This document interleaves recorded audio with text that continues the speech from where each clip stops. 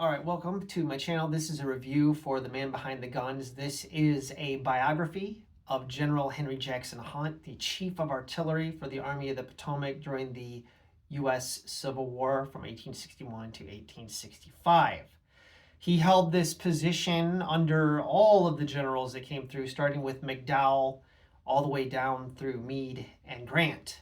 So a lot of changes. Some of the generals he got along with, some of them he didn't. He was a staunch supporter of George McClellan. In fact, he voted for McClellan and had efforts to gain support from McClellan in the 1864 election. This was one of the things that got him kind of in a lot of hot water with Republicans, and kind of got him branded as, kind of a untrustworthy guy, got him into a lot of political hot water. I think a lot like Custer, General George Armstrong Custer also was a Democrat, which was very unpopular to be a Northern Democrat, even though you were a Union man fighting against the Confederacy. It was just looked at as you were some sort of, sympathizer and whatnot. So this man's career, he got treated pretty unfairly. In fact, his brevet rank of general is a big point of contention. He wasn't given the credit that he deserved in overhauling the use of artillery. In fact, there's a major controversy where his field manual that he put out was plagiarized, and he tried to get this issue resolved, but his efforts were pretty much blocked by General Grant, who was, he didn't get along with them. So some of his political enemies ended up being General Sherman and General Grant. This was mainly post-war, so like in 1866. But he had a prestigious career. He fought in the Mexican-American War in the 1840s, 45 and 46. He went out west to put down at the Mormon Rebellion led by Brigham Young. And of course, his career distinction during the Civil War. And then afterwards, he was involved in Reconstruction in the military, taking up several posts. That was a bit of a controversial thing as well, and that he was very friendly and had the esteem of, Southerners, defeated ex-Confederates. I think in a lot of regard, he shares that in common with George Armstrong Custer. Like Custer, he was a supporter of General McClellan, and that's really not a good position for you to be in if you want to gain status and climb up the chain of command.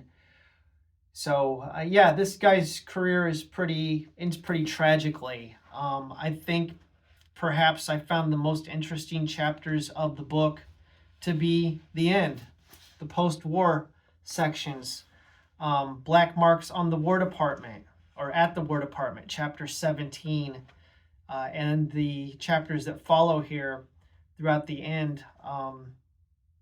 One of the things that he did was that let's see if I can find it, the 5 tribes, so the civilized tribes as they're called, in 1865.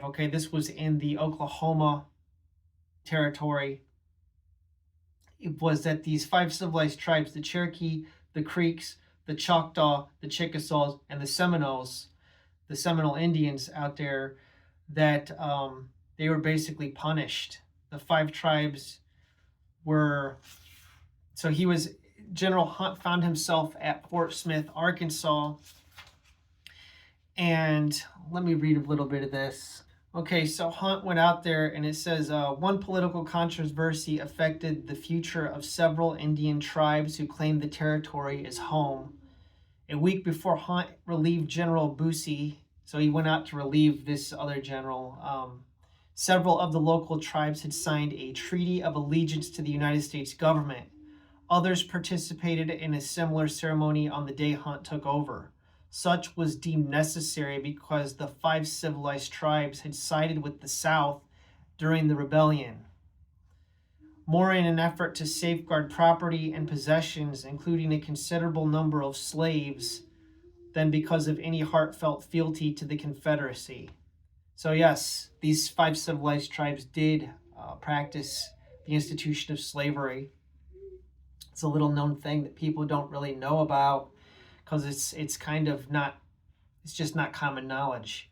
But let's see. But apparently a formal treaty was insufficient to satisfy the federal government, and soon Hunt was appraised of rumors that the White House also was seeking vengeance in the form of confiscation of some tribal lands.